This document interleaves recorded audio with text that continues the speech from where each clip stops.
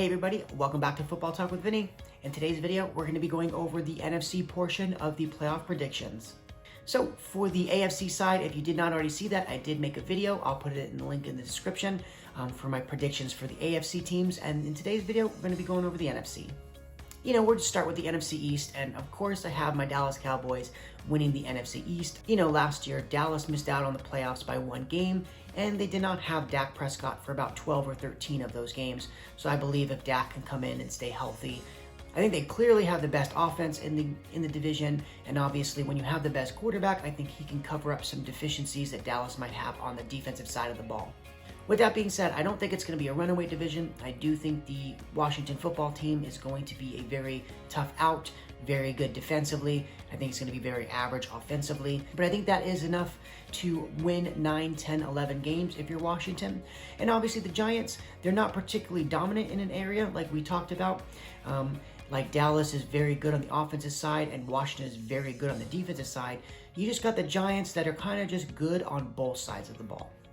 If I actually had to rank the teams, I actually would think that the Giants are going to probably come in second place, and they're actually my biggest threat as a Cowboys fan, I think, of knocking Dallas off for the division.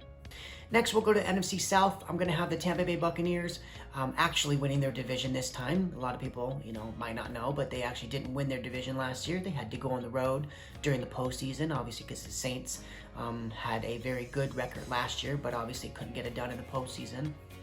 And with the Bucs returning 22 starters, I think they won 11 games last year. It was tough to get continuity there because, you obviously got Tom Brady who's new in that offense, and with COVID, you didn't get the reps that you wanted in the offseason. So kind of scary to think that the offense could actually be even better than it was last year. So yeah, it's kind of tough to pick any other team there, but except the Tampa Bay Bucs. Next, we're going to go with the NFC North, and obviously with Aaron Rodgers actually reporting to camp and going to play, it's tough to really pick any other team, so I'm going to go with the Green Bay Packers again.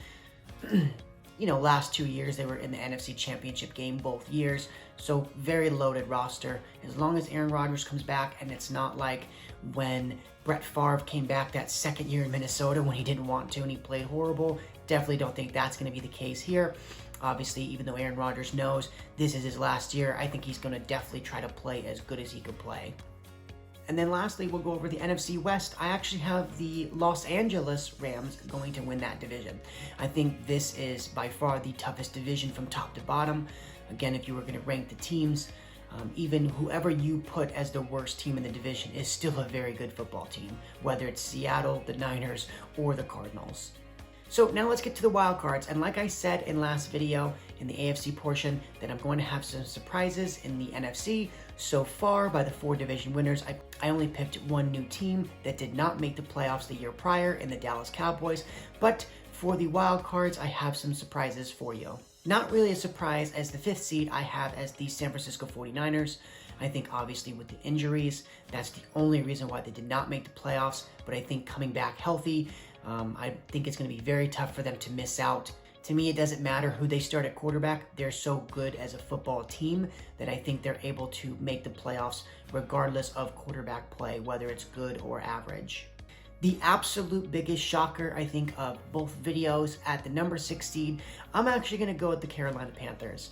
I know it's like a huge shock, but if you look at statistics, right, there's always that 1 or 2 teams sometimes in a year that wins, 5, 6, maybe 4 games a year before, and they all of a sudden, they sign a couple guys, they draft a couple players, and they make the playoffs. I really think that this year's team is going to be the Carolina Panthers. As I've said on multiple occasions, I still think that Sam Darnold is an above average quarterback. He might not be a top 10 guy, but he's definitely on like a Kirk Cousins level. I just think the talent around him in New York was terrible. Not saying, again, the Jets made a bad decision to move off from him. Zach Wilson does look really good so far in that preseason.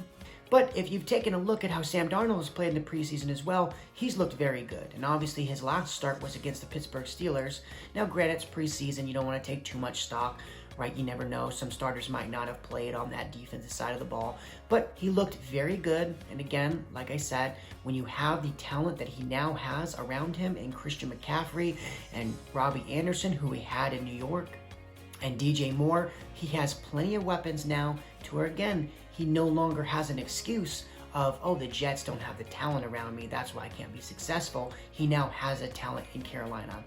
I think that defense, again, I think the first year under Matt Rule, they drafted all defensive players in that draft his first year. And again, with all that many young players, they're all going to get better in year 2, right? And you could see a significant improvement from that defense.